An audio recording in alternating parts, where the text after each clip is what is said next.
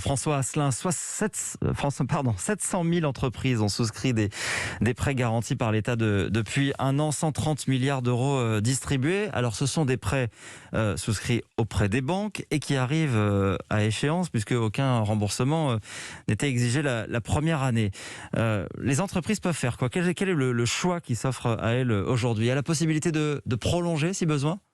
Alors, comme vous le soulignez, ces aides sont avant tout des prêts. De l'argent, donc, on a emprunté qu'il va falloir rembourser. On avait un an pour rembourser ces prêts garantis par l'État, ces fameux PGE. Et puis, comme vous le savez, en cours d'année, a été décidé par Bercy la possibilité de pouvoir surseoir un an de plus à son remboursement. C'est-à-dire que 45 jours avant la date anniversaire à laquelle vous avez signé ce prêt, donc il y a un an pour les premiers, vous devez vous décider si vous le remboursez totalement, partiellement. Et si vous ne le remboursez pas totalement ou partiellement, vous pouvez l'étaler sur 4 ans dans un an supplémentaire. Ce qui fait que, au total, vous aurez pu rembourser cet argent sur 6 ans. Ce prêt est garanti à 90% par l'État et vous avez un taux de remboursement qui oscille entre 1 et 2,5%. Donc c'est plutôt effectivement un outil qui a été très intéressant pour beaucoup d'entreprises pour surmonter cette crise qui n'en finit pas d'en finir. Alors très intéressant et même essentiel pour certaines entreprises dans ce contexte, sauf que maintenant il faut effectivement rembourser. Est-ce qu'on sait quelle est la part des entreprises qui sont en mesure aujourd'hui de commencer déjà, j'ai envie de dire, à rembourser ? Alors bien évidemment, il y a un an, quand cet outil de financement, de trésorerie a été mis en place pour les entreprises, nous ne nous doutions pas que ça allait durer autant de temps que cela. C'est-à-dire que beaucoup d'entreprises, au-delà de ce prêt garanti par l'État, ont dû faire face à des décalages de remboursement, soit des remboursements d'emprunt qu'elles avaient contractés avant la période Covid, soit parfois des loyers qu'elles n'ont pas pu payer, qu'il faudra un moment ou un autre rembourser, soit tout simplement des dettes sociales ou fiscales qui ont été décalées elles aussi.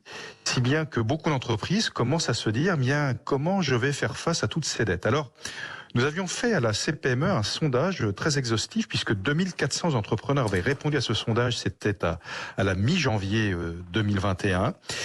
Et on estimait sur ce panel de chefs d'entreprise qu'environ 200 000 entreprises avaient commencé, sur les 630 000 à l'époque qui avaient signé un PGE, avaient commencé à utiliser ce PGE.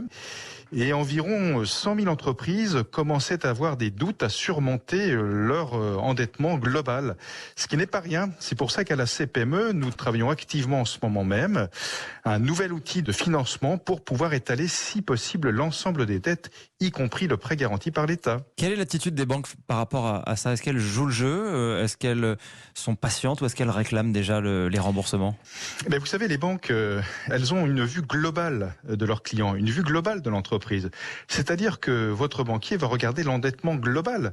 Il va regarder certes le prêt garanti qu'elle a pu vous accorder et les échéances auxquelles vous devez faire face, mais aussi elle regarde bien l'endettement que vous avez.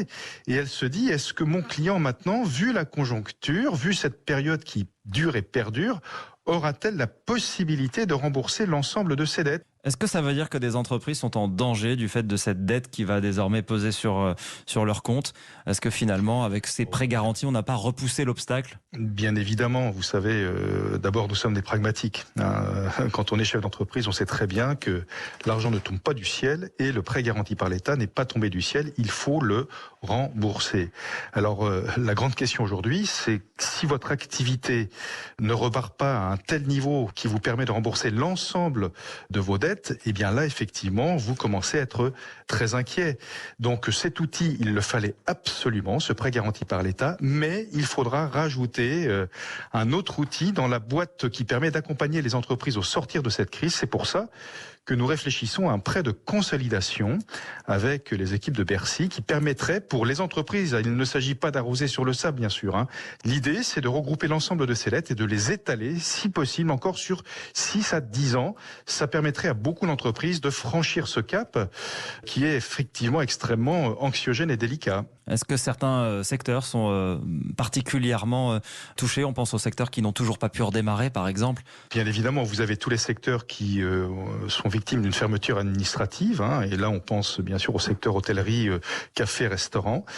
Et puis vous avez tous les secteurs connexes qui vivent à travers ces secteurs-là. Les fournisseurs des cafés, hôtels, restaurants sont aussi très impactés. Vous avez tout le milieu sportif, les clubs de sport, les salles de sport.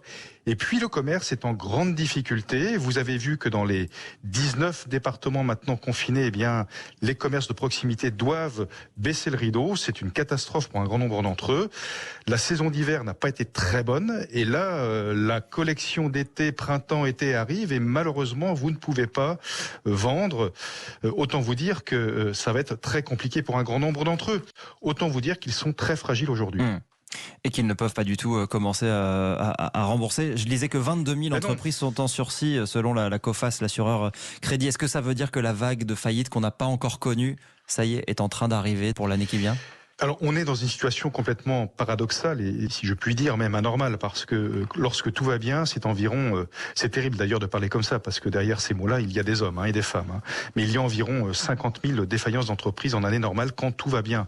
On n'en a eu que 34 000 en 2020. Autant vous dire que beaucoup d'entreprises sont suspendues et le jour où les créanciers vont commencer à réclamer leurs dû, les URSSAF, lorsqu'ils vont commencer à demander qu'on paye les charges, et bien là, beaucoup d'entreprises risquent de se retrouver en cessation de paiement et là, la sinistralité, malheureusement, va augmenter. Il faut s'y attendre.